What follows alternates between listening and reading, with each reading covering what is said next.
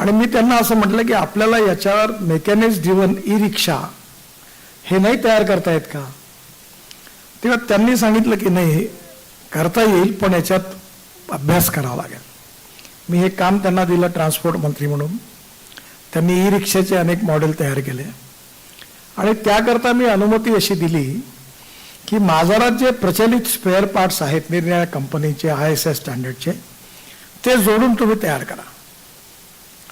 ते तयार करा असं मी सांगितलं अधिकृत रेकॉर्डवर. त्यांना सांगितल्यानंतर ज्या कंपनीचे जे स्टँडर्ड्स पार्ट होते, टू व्हीलर कंपनी मोठ्या मोठ्या देशातल्या, त्यांना जेव्हा हे लक्षात आलं तेव्हा ते याच्या विरुद्ध हायकोर्टात सुप्रीम कोर्टापर्यंत गेले आणि सुप्रीम कोर्टात गेल्यानंतर याच्यावर केस झाली.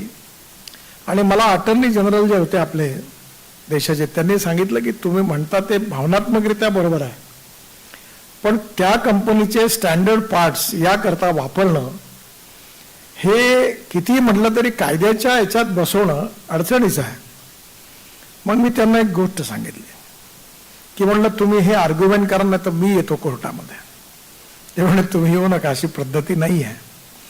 तर मी त्यांना महात्मा गांधींनी असं सांगितलं आहे की ज्यावेळी तुम्हाला एखादा निर्णय हा कायदा मोडून गरीब माणसाच्या हिताकरता जर तो निर्णय असेल तर तो कायदा मोडायला कुठल्याही प्रकारची हरकत नाही, त्यात फक्त गरीब माणसाचं हित आहे का हे बघितलं पाहिजे.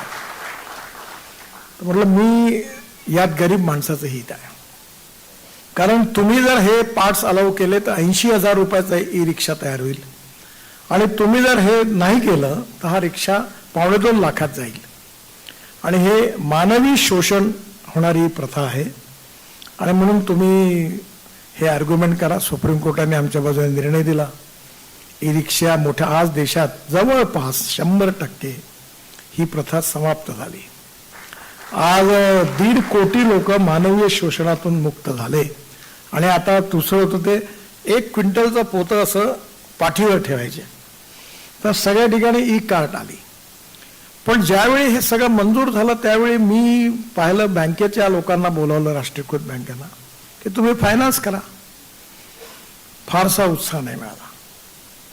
आणि मला सांगताना आनंद हो, ज्यावेळी मी कोऑपरेटिव्ह बँक, क्रेडिट कोऑपरेटिव्ह सोसायटीची मीटिंग घेतली, ठिकठिकाणी 2 मिटिंगा घेतल्या आणि मी त्यांना विनंती केली की यांना तुम्ही फायनान्स करा.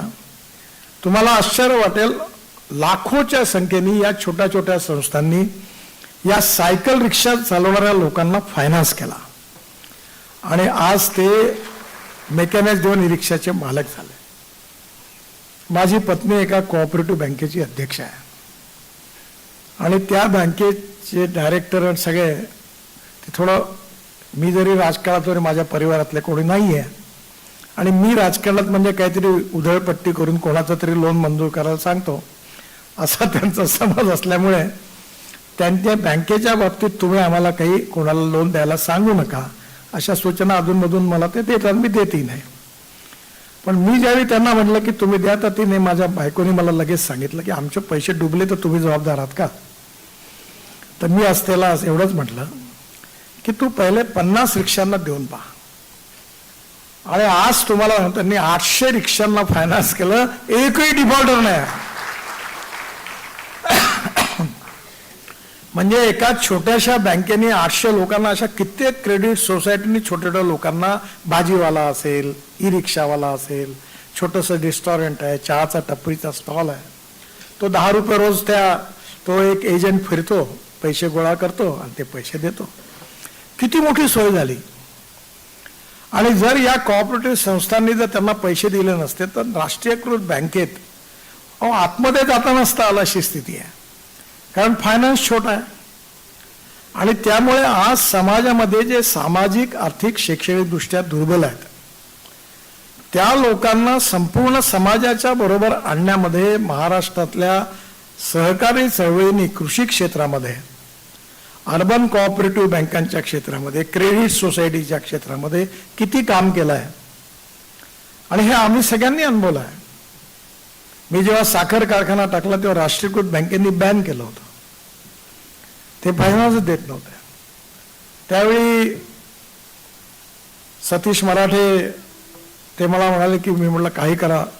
मग त्यांनी 5-6 अर्बन कोऑपरेटिव्ह बँका तयार केल्या आणि त्यांनी आम्हाला कर्ज दिलं. त्यांनी जर कर्ज दिलं नसतं तर आमचा साखर कारखानाच उभा नसता झाला. पण आमची प्रवृत्ती अशी आहे की जसं आमचं काम वाढत गेलं आम्ही कोऑपरेटिव्ह बँकेचं कर्ज वापस केलं आणि कमी व्याजाकरता दुसऱ्या बँकेकडे गेलो. पण ती जी पहिली शिडी त्यांनी उपलब्ध केली ती जर नसती तर काहीच उभं नसतं राहिलं. आणि म्हणून सहकार चळवळीच्या बाबतीमध्ये आपल्या समाजामध्ये जे आर्थिक परिवर्तन झालेलं आहे की गरिबीच्या रेषेच्या खाली जी लोक होती कृषी क्षेत्रामध्ये ग्रामीण क्षेत्रामध्ये विशेषतः, मग कोणी सूतगिरण्या निघाल्या असतील, कुठे कारखाने निघाले असतील, त्याचे परिणाम काय आहे. आज आपल्या देशामध्ये कोल्हापूर जिल्ह्यामध्ये पर कॅपिटा इन्कम सगळ्यात जास्त होतं ते कोल्हापूर जिल्ह्यात. काय कारण आहे. आज जवळपास 18-20 साखर कारखाने आणि त्या साखर कारखान्याच्या माध्यमातून ऊस उत्पादकांचा ऊस खरेदी करून त्याला मिळणारा भाव आणि त्या भावामुळे विशेषतः त्या भागातल्या शेतकऱ्यांची जी आदरणीय मुख्यमंत्री आणि उपमुख्यमंत्री आले त्यांचे पण मी स्वागत करतो. या सगळ्याची जी परिस्थिती बदलली त्या जिल्ह्याच्या सामाजिक आर्थिक परिवर्तनाचा संबंध सहकार चळवळीशी आहे. आणि म्हणून प्रत्येक चळवळीमध्ये प्रत्येक क्षेत्रामध्ये काही चांगल्या गोष्टी आहेत, काही वाईट गोष्टी आहेत. आणि समाजातले जे जबाबदार लोक आहेत त्यांची ही जबाबदारी आहे की चांगल्या गोष्टी वाढल्या पाहिजे आणि वाईट गोष्टी कमी केल्या पाहिजे.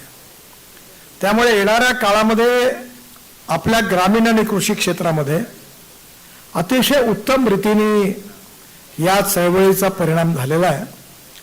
आणि अपवादात्मक काही ठिकाणी या चळवळीचा मिसयूज पण झालेला आहे. पण एखादी माधवपुरा बँक बंद झाली की त्या बँकेत गुजरातमधली एक बँक कोसळल्यानंतर रिझर्व्ह बँकेमध्ये किंवा कुठे गेलं की सगळेजण सहकार क्षेत्र का बरं वाईट आहे तर ते माधवपुरा बँकेचं नाव घ्यायचे.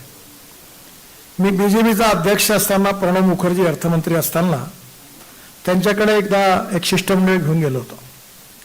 तर त्यांनी मला विचारलं की हे कोऑपरेटिव्ह मुवमेंट क्या है. मी त्यांना सांगितलं महाराष्ट्रात इतकं मोठं आहे, त्यातून शिक्षण संस्था उभ्या झाल्या, सगळं सांगत होतो. अच्छा इतना परिणाम है इसका. मेरे मन में तो कुछ अलग ही इंप्रेशन था. म्हणजे सहकार क्षेत्राची विशेषतः महाराष्ट्राच्या बाहेर दिल्लीत ही प्रतिमा image versus reality and ground relative versus perception वाली कहाणी आहे. कारण ज्या काही गोष्टी वाईट घडतात त्या जास्त माहिती होतात लोकांना, पण ज्या चांगल्या गोष्टी घडतात त्याची माहिती मिळत नाही. आणि त्यामुळे येणाऱ्या काळामध्ये या चळवळीचा सामाजिक आर्थिक परिणाम socio economic impact of cooperative movement हा जर आपण तयार केला, नीट त्याचा अभ्यास केला तर खूप गोष्टी आपल्याला नक्की लक्षात येतील.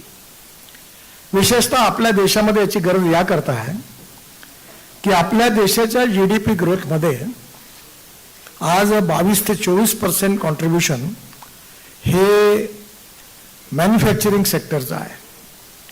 52 ते 54% जे आहे हे या नमस्कार 52 ते 54% जे आहे ते सर्व्हिस सेक्टरचं आहे. आणि आजच सकाळी विमानात असताना मी वर्तमानपत्र वाचलं आणि त्या सर्व्हिस सेक्टरचा उल्लेख केला की GST सगळ्यात जास्त राज्य सरकारला मिळाला तो सर्व्हिस सेक्टरवरून मिळाला. त्यामुळे सर्व्हिस सेक्टर नंबर 1 वर, नंबर 2 वर मॅन्युफॅक्चरिंग सेक्टर आणि नंबर 3 वर मग कृषी आणि ग्रामीण क्षेत्र. आता कृषी आणि ग्रामीण क्षेत्रामध्ये जे 12% GDP ग्रोथमध्ये कॉन्ट्रीब्युशन आहे त्याच्यावर अवलंबून असणारी लोकसंख्या आहे 60%. म्हणजे गांधीजी जेव्हा होते तेव्हा ते म्हणाले 90% जनता ग्रामीण भागात राहते आणि त्यामुळे ग्रामीण भागातलं महत्व होतं. पण आज 30% मायग्रेशन झालं आणि ते सगळे लोक शहराकडे आले. दिल्ली, मुंबई, कलकत्ता, चेन्नई, बेंगलोर. ते खुशीने नाही आले, ते मजबुरीतून आले. आणि त्याचं कारण म्हणजे गावात राहत असताना त्यांना उत्तम शिक्षणाची सोय नाही, रस्ते नाही, प्यायला शुद्ध पाणी नाही, मुलाला रोजगार नाही, शेतकऱ्याच्या मालाला भाव नाही. या सगळ्या स्थितीमधून शेवटी ते सगळे शहराकडे आले. पण आज जे काही ग्रामीण भागामध्ये दुधाच्या रूपाने क्रांती झाली, मी 3 दिवसापूर्वी अहमदनगर जिल्ह्यात होतो आणि मला विखे पाटील साहेबांनी सांगितलं की 50 लाख लिटर दूध त्यांच्याकडे जिल्ह्यात तयार होतं. कोल्हापूर जिल्ह्यामध्ये 70 ते 80 लाख लिटर दूध तयार होतं. सांगली जिल्ह्यातही दूध तयार होतं आणि त्या दुधामुळे एक समृद्धता आणि संपन्नता आली. आता गुजरातमध्ये अनेक जिल्ह्यामध्ये विशेषतः महिलांचा व्यवसाय दुग्ध उत्पादनाचा असल्यामुळे दररोज दूध विकल्यामुळे जे पैसे हातात येतात त्यातून त्यांचं इकॉनॉमिक्स बदललं. आणि आमच्याकडे पूर्ण विदर्भात एकट्या नगर जिल्ह्यात जेवढं दूध होतं तेवढं दूध अख्ख्या विदर्भात नाही होतं. मग मी त्यावेळी आमच्या सगळ्यांना विचारलं, मग तुम्हाला कोणी थांबवलं होतं का नाही तुम्ही केलं? तुमचा विकास झाला नाही याच्याकरता दुसऱ्याला दोष देण्यापेक्षा आपण काय केलं पाहिजे याचा विचार केला पाहिजे. त्यावेळेला मदर डेअरी आणली, देवेंद्रजींनी महाराष्ट्र सरकारने सहकार्य केलं आणि आता 750 कोटी रुपयाचा प्लॅन नागपूरला सुरू झाला. आणि आता विदर्भात केवळ वर्धा जिल्ह्यात, आता सगळ्या जिल्ह्यात विदर्भ आणि मराठवाड्यातले 4 जिल्हे मदर डेअरीचं काम सुरू झालं आणि 3 वर्षात 50 लाख लिटर दूध मदर डेअरी घेणार असा कार्यक्रम सुरू झाला. आता हे जर झालं तर विदर्भातला शेतकरी आत्महत्या नाही करणार, कारण या सगळ्या मुळाशी शेवटी कृषी आणि ग्रामीण क्षेत्रामध्ये आर्थिक प्रश्न जे आहेत त्याचा संबंध आहे. गरिबी, भूकमरी आणि बेरोजगारी ही परिस्थिती दुरुस्त करायची असेल तर आपल्याला शेतीमध्ये आणि ग्रामीण आणि कृषी क्षेत्रामधल्या पूरक उद्योगामध्ये निश्चितपणे प्रयत्न करण्याची आवश्यकता आहे. आणि ही प्रयत्न करत असताना सहकार चळवळीचं याच्यातलं मोठं योगदान आहे. आणि हे योगदान एवढं मोठं आहे की जेव्हा तुम्ही प्रत्यक्षात काम करायला सुरुवात करता तेव्हा तुम्हाला लक्षात येतं. माझ्याकडे 60 एकर शेती आहे आणि माझ्या आजूबाजूला 5 एकर, 3 एकर, 2 एकर असे शेतकरी आहेत. मी जेव्हा बघितलं सगळे शेतकरी दुःखात, बी घ्यायला पैसे नाही, खत टाकायला पैसे नाही, 3-4 एकरामध्ये बैलजोडी ठेवू शकत नाही, नांगर नाही. मी त्या सगळ्या शेतकऱ्यांना एकत्रित केलं आणि यावर्षी पहिल्यांदा 60 एकर जमीन एक जास्तीची मी त्यांना म्हटलं की मी तुम्हाला बी देतो, खत देतो, शेती पण सगळी सांभाळतो आणि तुम्हाला याच्यातून तुम्हाला जेवढा मुनाफा तो देतो. त्याचे कुठे कॅपिटल इन्व्हेस्टमेंट, त्याला बँक कर्ज द्यायला तयार नाही. आणि मग हेच त्या ठिकाणी माझ्याकडे इलेक्ट्रिक ट्रॅक्टर आहे, तो 1.5 तासच चालतो. तर मी माझ्या माणसाला तू एक काम कर, डिझेल एवढं खर्च होतं, या लोकांची शेती नांगरायची आहे, तू सकाळी 5 वाजता ट्रॅक्टर सुरू कर, 7:30ला संपेल, पुन्हा 3.5 तास चार्ज कर, पुन्हा 1.5 तास चालव, पुन्हा रात्री चालव. म्हणजे यांची नांगरटीचा खर्च जवळपास नाहीच्या बरोबर होईल. आणि सगळं ड्रोननी स्प्रेइंग करून दे, नॅनो युरिया आणि नॅनो मिश्र खत वापर, आणि बी पण आपण देऊ, खत पण आपण देऊ, त्याला फक्त काम करायला सांग. आणि मला विश्वास आहे की याच्यात नक्की यश मिळेल. माझ्याकडे एका एकरात 14.5 क्विंटल तुरी झाल्या ऑर्गॅनिक, तर मला विश्वास वाटला की होऊ शकतं. आज ही जी माणसं आहे यांच्याकरता फॉर्मर प्रोड्यूस कंपनी तयार झाल्या. आता ते एक कॉपरेटिव्हचाच नवीन कन्सेप्ट आहे आणि त्याच्या माध्यमातून सगळे इक्विपमेंट शेतकऱ्यांनी विकत घेतले आणि आता 100-150 एकर शेतकरीवाले ते वापरतात. खरं म्हणजे मी जेव्हा विधानमंडळात आमदार होतो आणि पवार साहेब मुख्यमंत्री होते तेव्हाच मला पवार साहेबांचं भाषण आठवतं. ते विधानमंडळात असं म्हणाले होते की सहकार कायद्यामध्ये काळानुरूप बदल करण्याची आवश्यकता आहे. आता ते ज्यावेळी बोलले तेव्हा काही लोक लगेच सत्तारूढ भाषणं तयार असतात. आता हे उद्योगपतींना शेती देणार अशी भाषणं जी काही लेफ्टिस्ट होती त्यातली नावं नाही घेत कोणी, त्यांनी दिली. मी सहज त्यांना विचारलं की जर शेतीमध्ये आपल्याला कॅपिटल इन्व्हेस्टमेंट आणायची असेल, तंत्रज्ञान आणायचं असेल, हा गरीब शेतकरी आणू शकत नाही. मग हे आणण्याकरता त्यांनी जर म्हटलं की आपण एखाद्याने समजा आज शेतकऱ्याला एकरी 50,000 रुपये त्याला वर्षाचे मिळतात त्या शेतीत, आणि उद्या कोणी तिसऱ्या माणसाने शेती करून प्रॉफिट कमावून त्याचीच मालकी ठेवली आणि त्याला 1.5 लाख रुपये दिले, तर तुमचं काय नुकसान आहे का? फायदा कोणाचा आहे? त्याचं कारण असं आहे की 47 साली आता भावीसाहेब बसल्यात त्या काळामध्ये समाजवाद, साम्यवाद आणि पुंजीवाद 3 गोष्टींची चर्चा भरपूर होती. आणि त्यावेळी ही फॅशन होती की मी कम्युनिस्ट आहे, मी समाजवादी आहे, आणि ही सगळ्या चळवळीतली नेती मोठी होती. त्या नेत्यांचं मोठेपण कुठेही कमी नव्हतं. पण मी जेव्हा बीजेपीचा अध्यक्ष असताना चायनाच्या कम्युनिस्ट पार्टीच्या अध्यक्षाने मला बोलावलं होतं भाजपच्या डेलिगेशनला, आणि ज्यावेळी शांघायला उतरलो तेव्हा सगळं शांघाय बदललं. तर मला त्यांनी सांगितलं, त्यावेळी जयशंकर तिकडे होते अँबॅसिडर, ते म्हणाले इथे जे मंगोलियन वंशाचे जे चायनीज आहेत त्यांनी मोठी इन्व्हेस्टमेंट, सगळे देश श्रीमंत आहेत तिकडे जगात, त्यांनी इन्व्हेस्टमेंट दिली आणि त्यातून हे शांघाय विकसित होऊन राहिलं. मग सगळीकडे कॅपिटल सगळं बदललं, फक्त लाल झेंडा होता, विचार बदलले. तर मी त्यांना प्रश्न विचारला की तुमची जी थेअरी आहे मार्क्सची असं आहे, लेनिनची आहे, वर्गविग्रहाची आहे, संघर्षाची आहे, त्यात हे कसं बसतं? ते म्हणाले आम्हाला काय बसतं काय बसत नाही हे माहीत नाही, आम्हाला आमच्या देशाचा विकास कशात आहे, जनतेचं हित कशात आहे ते माहिती आहे. आणि त्यांनी लाल झेंडा आणि कार्यालय ठेवलं, बाकी सगळे विचार बदलले. लिबरल इकॉनॉमिक थिंकिंग त्यांनी स्वीकारलं.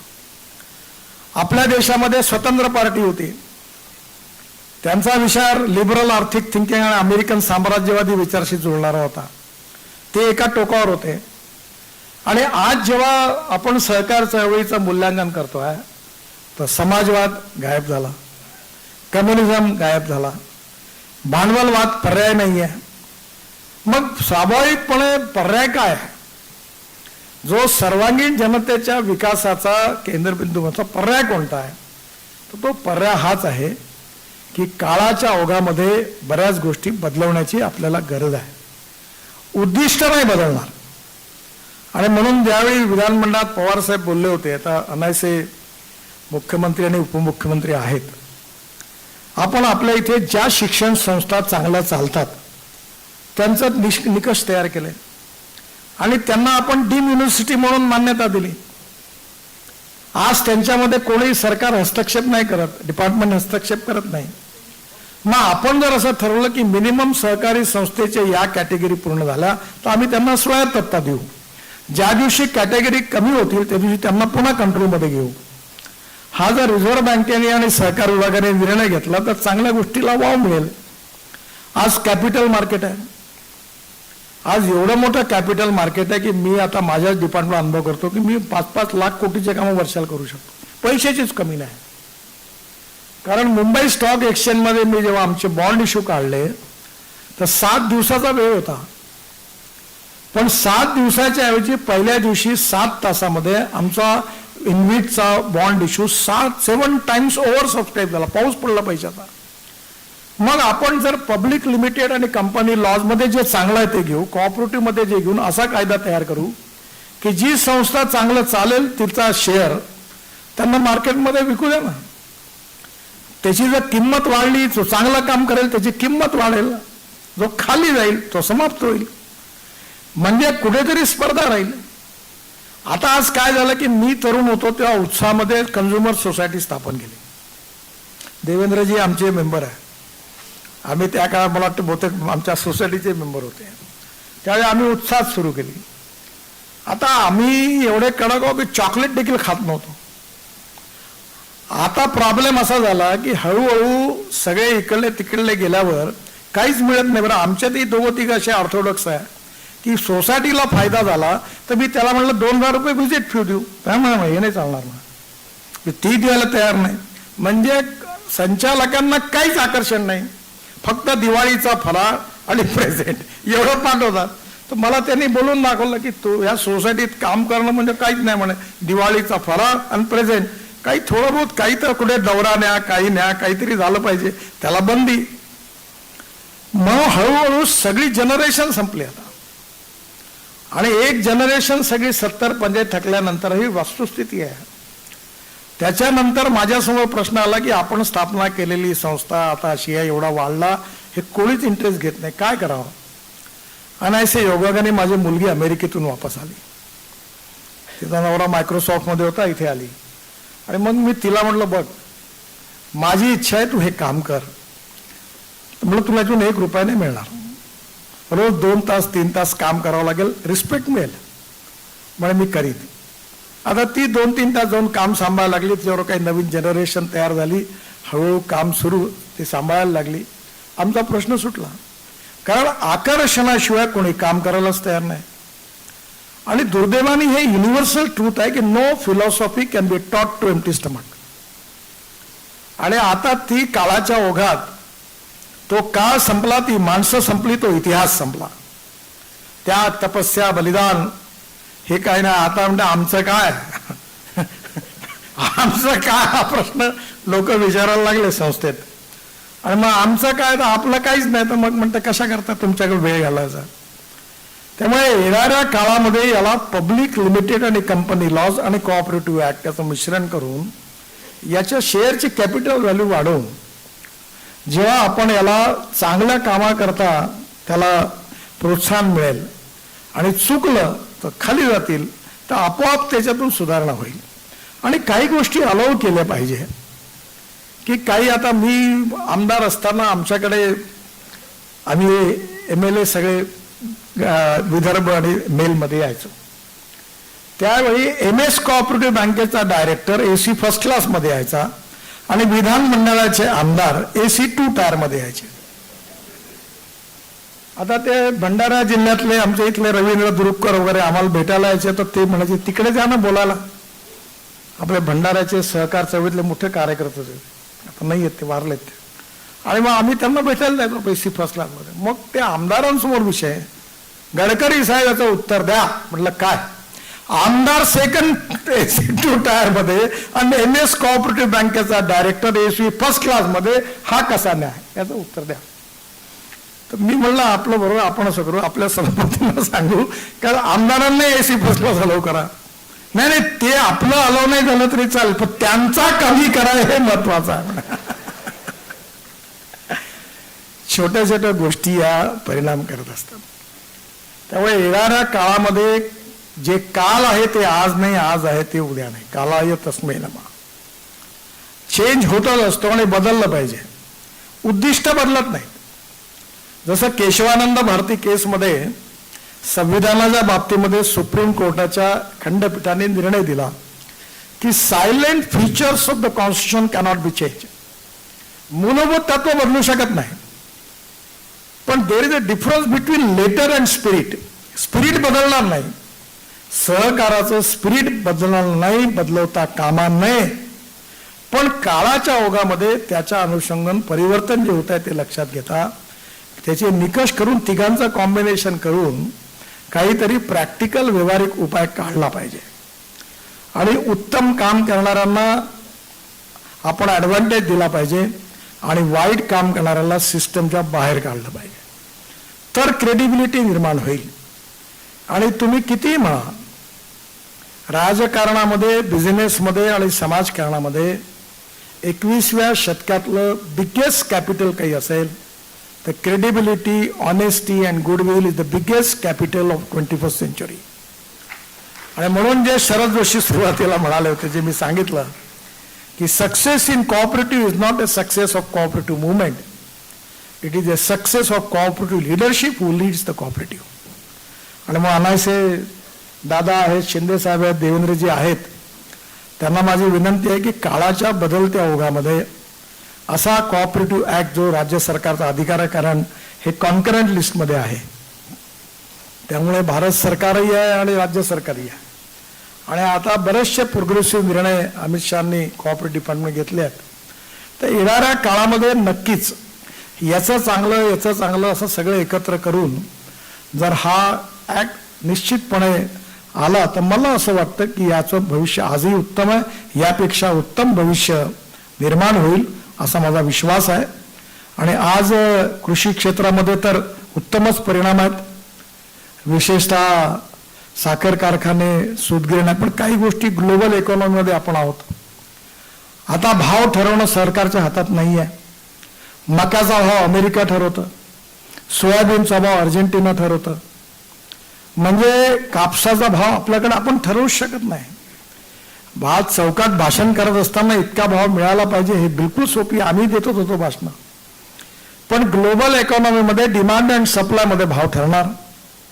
आणि त्यामुळे येणाऱ्या काळात स्पर्धेचं जग झालं असल्यामुळे त्या कसोटीवर टिकवणारं सगळ्या संस्था आणि नेतृत्व यांनी मिळून तसाच कायदा केला तर आपण टिकणार आहोत, आणि नाही केला तर मात्र हळूहळू आपण अडचणीचा सामना करत आयसोलेट होत जाऊ, आणि मग याला कॉम्पिटिशन आहे, व्हॅक्यूम आहे, कोणी ना कोणी ते रिप्लेस करणार, कॉप्रोड्यूस सोसायटी फॉर्मल प्रोड्यूस कंपनी येणार, आणि मग येणाऱ्या काळामध्ये मला असं वाटतं की उत्स्फूर्तपणे यातली मूलभूत बदलांमध्ये उद्दिष्ट जी आहेत, भावार्थ जो आहे तो न बदलवता स्पिरिट कायम ठेवून पण लेटरमध्ये बदल करून काळाच्या ओघामध्ये आपण नक्की या चळवळीचं सक्षमीकरणही केलं पाहिजे, आणि राज्य शासनाकडून उत्तम काम करणाऱ्यांना समर्थन मिळालं पाहिजे. या दोन गोष्टी यातून झाल्या तर याचं भविष्य नक्कीच उज्ज्वल आहे असा माझा विश्वास आहे. आणि नक्कीच अनायसे मुख्यमंत्री आहेत, पवार साहेब आहेत, आपले दोन्ही उपमुख्यमंत्री आहेत. हनासकर साहेब, दोन विनंती करतो की socio economic impact of cooperative movement in Maharashtra याचा डिस्ट्रिक्ट तालुका वाईज रोजगार, पर कॅपिटल इन्कम आणि ग्रोथ रेट याच्या आधारावर एक खरंच चांगला अभ्यास तुम्ही बँकेतून करा. आणि दुसरा ॲक्टमध्ये कोऑपरेटिव्ह ॲक्ट आणि पब्लिक लिमिटेड आणि कंपनी लॉज या दोघांचा अभ्यास करून काय घेण्यासारखा काय नाही याचा सुवर्ण मध्य साधून आपण जरूर या बाबतीत महाराष्ट्र सरकारला विनंती करा, तर येणाऱ्या काळात ही चळवळ नक्की टिकेल. आणि नाही तर मग आपल्या इथे जसं होतं की आपल्या इथे एक म्हण आहे, फार छोटी आहे, रेंट कंट्रोल कायदा आला, त्याच्यामुळे घर कोणी 13-13 वर्ष खाली करत नाही. तर मी एका मोठ्या न्यायमूर्तींना एक सदा प्रश्न विचारला की तुम्ही 13-13 वर्ष केस लढतात लोक, तुम्ही निर्णय देत नाही, हा 13 महिने डिफॉल्टर आहे तर 1 मिनिटात सिद्ध होतं, तर तुम्ही हे निर्णय का नाही देत? ते म्हणे असंच चालत राहिलं. आणि म्हणून लोक म्हणायला लागले की मूर्ख लोक घरं बांधतात आणि शहाणे लोक किरायाने राहतात. तसंच जर कायद्यात योग्य वेळी बदल नाही झाला तर हळूहळू मग त्या चळवळीचं रिलिव्हन्स नक्कीच गेल्याशिवाय राहणार नाही. त्याचा अतिशय खोलात जाऊन इंटिग्रेटेड अप्रोचमध्ये विचार करून त्याचं चिंतन व्हावं असंच हनासकरांची आणि महाराष्ट्र राज्य सहकारी बँकेची इच्छा आहे. आणि महाराष्ट्र राज्य सहकारी बँकेने खरोखर उत्तम काम केलं आहे, आणि त्या बाबतीत हनासकरांचं मनापासून मी अभिनंदन करतो. आणि मला असं वाटतं की या सगळ्या प्लस मायनस गुणांचा विचार करून नेमकं समाजाचं हित, गरीब माणसाचं हित आणि सहकार्याचं हित आहे ते लक्षात घेऊन हा जर नवीन बदल नियमात केला तर नक्कीच ही चळवळ यशस्वी होईल असा माझा विश्वास आहे. मला आज ब्रिक कॉन्फरन्स करता ब्राझीलला जायचं असल्यामुळे मी आदरणीय मुख्यमंत्री, दोन्ही उपमुख्यमंत्र्यांची आणि पवार साहेबांची क्षमा मागतो. मला 3 वाजता एअरपोर्टला पोहोचायचं आहे आणि घरी जाऊन जायचं आहे, त्यामुळे मी थोडा वेळ थांबून मग निघेन, तरी आपण मला जाण्याची अनुमती द्यावी ही विनंती. धन्यवाद. नमस्कार.